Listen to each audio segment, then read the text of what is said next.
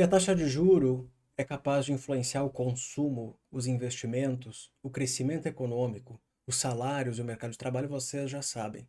De que maneira isso acontece? É através da taxa de juro real. E quem descobriu isso foi Irving Fisher, um economista que ficou muito conhecido na história pela sua teoria da taxa de juro real. O que importa é o juro real e não a taxa de juro definida pelo Banco Central, pelo Fed, pelo BOJ, pelo BCE ou pelo Bacen. O efeito Fisher foi descoberto por Irving Fisher, famoso economista que revolucionou a macroeconomia algumas décadas atrás.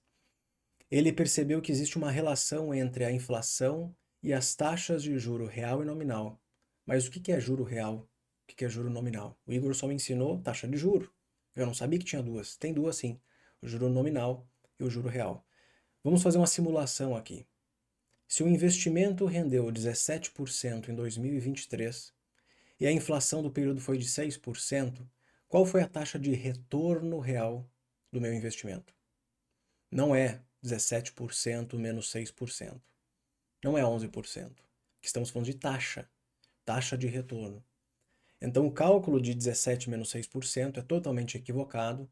Nós precisamos conhecer uma formulazinha bem básica de taxa de retorno real. Mas, Igor, você falou em taxa de juro, retorno, é a mesma coisa. Taxa de retorno seria no caso de uma avaliação de um investimento. A taxa de juro é exatamente o mesmo exemplo, com apenas uma mudança que nós veremos em breve. Vamos calcular como funciona isso? Taxa de retorno real é igual a 1 mais o retorno do meu investimento, dividido por 1 mais a inflação, menos 1 vezes 100. O objetivo aqui é saber quanto que o meu capital rendeu, excluindo a inflação. Lembra do PIB real e PIB nominal? Praticamente a mesma coisa. O retorno real é igual a 1 mais 0,17. Ué, mas não era 17%? Sim, temos que tirar o percentual desse número. 17% não pode entrar nessa fórmula, tem que ser 0,17, que é 17 dividido por 100. 17% dividido por 100, você tira o percentual. 1,17 dividido por 1,06 menos 1 vezes 100, nós temos aqui um retorno real de 10,38. É diferente de 11%. É quase a mesma coisa, mas não é igual.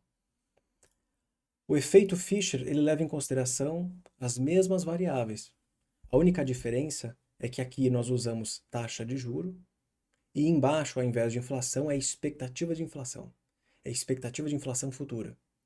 Essa mesma fórmula é usada para descobrir a taxa de juro real da economia a partir da taxa nominal, que é a Selic, e a expectativa de inflação.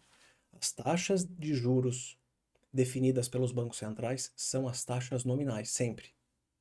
Se a Selic no Brasil é de 14%, essa é a taxa nominal. Se o Fed disse que o juro deles é de 5,5% nos Estados Unidos, essa é a taxa nominal, não é a taxa real. A teoria de Fisher descobriu que a taxa de juro nominal, a Selic, não pode ser avaliada sem considerar a expectativa de inflação. Empresários e agentes econômicos incorporam a redução do poder de compra futuro, que é a expectativa de inflação, nas suas decisões do cotidiano. As pessoas fazem cálculo. E é por isso que o objetivo aqui é entender como a expectativa de inflação para os próximos 12 meses é responsável, no cálculo da taxa de juros real, pelo equilíbrio entre investir e poupar por parte dos agentes econômicos. Não é a Selic em si que produz os efeitos expansionistas e contracionistas na economia, mas é o juro real. Como assim efeitos expansionistas e contracionistas? A redução da taxa de juro estimula a economia, gera efeito expansionista. Expansionista na inflação, expansionista no crescimento, expansionista no mercado de trabalho. A queda da taxa de juro é uma política monetária expansionista. A elevação da taxa de juros, ao contrário, tem como objetivo contrair o consumo, contrair os investimentos, contrair a atividade e contrair inflação e mercado de trabalho. Então, juro sobe, política contracionista. Juro cai, política expansionista. Quem define o tamanho, a proporção desses efeitos, a intensidade deles, é a taxa de juro real. É a taxa de juro nominal menos a inflação. Essa é a taxa de juro real. O cálculo requer conhecer a taxa de juros da economia, que vocês não vai ser a mesma que eu conheço hoje, porque eu estou gravando esse vídeo em 2023, então pode mudar. Mas qual é a taxa de juros real da economia do Brasil hoje? E dos Estados Unidos? Pergunta para vocês. Quiz. Quiz ao vivo aqui. E a expectativa de inflação para os próximos 12 meses. Temos aqui um exemplo básico que eu montei há algum tempo atrás com taxa de juro e a expectativa de inflação no Brasil. Taxa de juro real é igual a 1 mais I dividido por 1 mais inflação. Aqui é a taxa de juro, que quando eu montei o exercício era de 13,75 no Brasil. Tiro o percentual, fica 0,1375, dividido por expectativa de inflação para os próximos 12 meses, retirado do Boletim Focus, de 6,26%. Tira o percentual, fica 0,0626. Então, no momento que eu montei esse exemplo, o juro no Brasil era de 13,75 e o mercado esperava para os próximos 12 meses 6,26% de inflação. 1,1375 dividido por 1,0626 menos 1 vezes 100 deu 7,05%.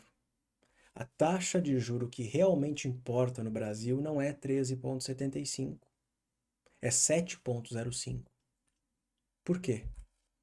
A taxa de juro real importa mais do que a nominal e isso pode ser comprovado com um exemplo muito básico de investimento. O empresário precisa de R$1 milhão emprestado para montar uma nova fábrica, comprar máquinas e contratar funcionários. Ele vai investir. Precisa de 1 milhão. No primeiro cenário, digamos que a taxa de juro é de 1% ao ano, muito baixa. E a inflação projetada para os próximos 12 meses é de 10%. No segundo, o juro é de 15% e a inflação projetada é de 10%. Em termos de expectativa de inflação, ambos os cenários são idênticos. A única mudança está na taxa de juro nominal. Lembra que o juro ele é definido pelo Banco Central para controlar a inflação. Aqui eu não sei qual é a meta de inflação, mas também não está importando. Num primeiro momento, o juro está muito abaixo da expectativa de inflação e no segundo momento, o juro está acima da expectativa de inflação. A diferença é essa. Vamos fazer o cálculo. O juro real negativo estimula a inflação. Olha só, como o juro real no primeiro momento, desculpa, o juro nominal no primeiro momento é 1%, isso dá 0,01% aqui em cima, dividido por 0,1 de expectativa de inflação.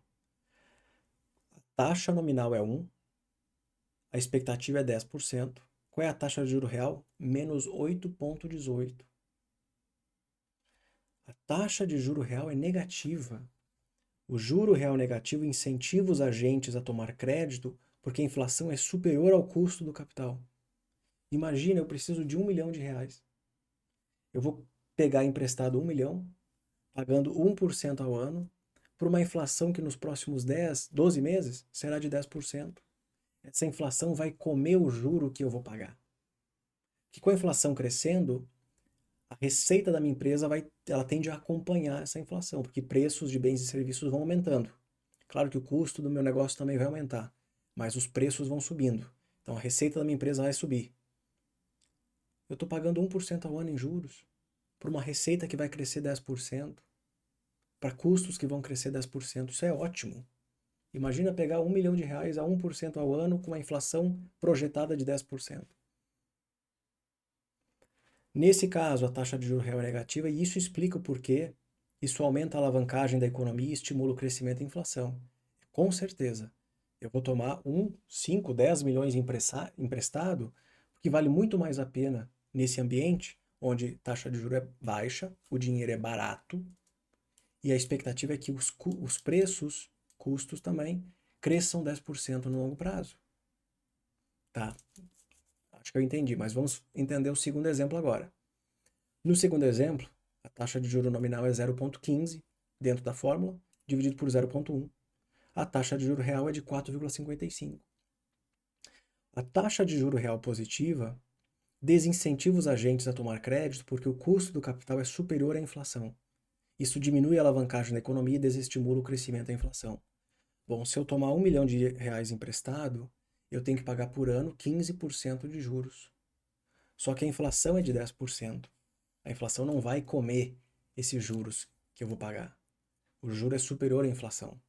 É isso que desestimula os investidores, as pessoas físicas, os agentes econômicos a tomarem capital emprestado.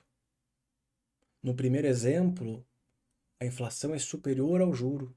Isso faz a taxa de juro real ficar negativa. Isso estimula a alavancagem, crescimento e inflação. Só que isso estimula uma economia que já está com a inflação muito acima da taxa de juro. Lembra? O juro é 1, a inflação é 10. No segundo exemplo, o juro real é positivo, por uma inflação que é de 10% e um juro de 15%. Nós temos aqui a taxa de juros real americana desde 2003. Em alguns momentos a taxa de juro real era positiva, em outros momentos era negativa. O juro real é importante para quem investe porque influencia a taxa de retorno dos ativos. Um juro real elevado incentiva a alocação em renda fixa, dada a relação risco-retorno. Quando o juro real é muito positivo, cada vez mais para cima do gráfico, eu coloquei em vermelho justamente para entender que quanto mais para cima, mais perigoso ele é isso aqui que de fato desacelera a atividade.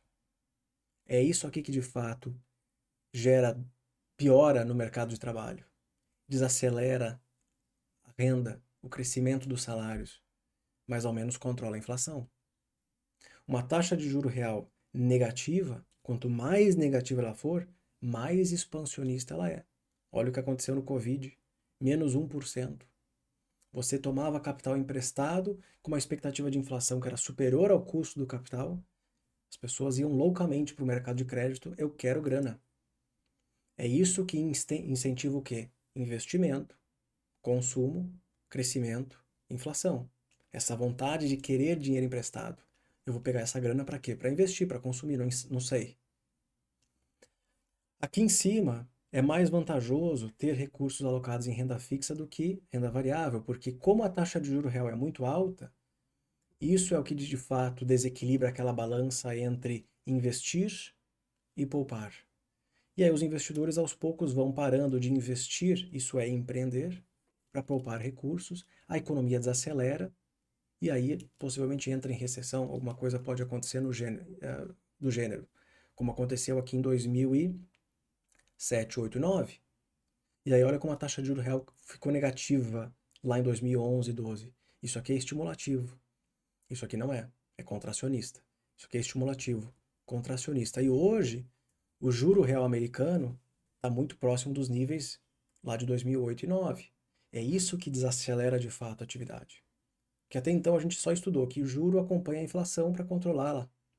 É definido pelo Bacen, o objetivo é controlar a inflação, então vamos definir a taxa de juro.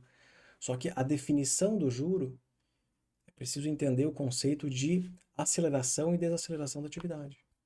O que define isso justamente é o nível do juro real. Em recessões, a autoridade monetária reduz o juro para estimular a atividade. O mercado de trabalho, a renda e a inflação. Por isso que ele cai e podendo ficar negativo. Quando a economia sobreaquece, a autoridade monetária eleva o juro para desacelerar a atividade, o mercado de trabalho e a inflação. O juro real ele sobe e fica positivo. Então isso aqui é o principal sobre política monetária e taxa de juro. O juro nominal definido pelo Banco Central pode não ser muito importante, como é o caso da Argentina, onde está em 100%, mas a inflação está superior a isso. Nossa, o juro na Argentina é de 100%, mas a inflação é de 110%. Qual é a taxa de juro real? É negativa? Isso não vai controlar a inflação. Pode esquecer. Não vai controlar a inflação. A não ser que ela esteja acima da inflação e da expectativa de inflação. Porque os dados de inflação que vocês aprenderam comigo, o CPI, o IPCA, são dados passados. Por isso que nós usamos as expectativas de inflação. Quanto que o mercado espera de inflação para o futuro? Que os dados divulgados hoje sempre se referem ao passado. Então sempre tem que cuidar em relação a isso. Nosso objetivo aqui é saber qual é a taxa de juro, ela é restritiva o suficiente para controlar a inflação ou não? Ela é expansionista o suficiente para estimular a economia ou não? É isso. Obrigado e até mais.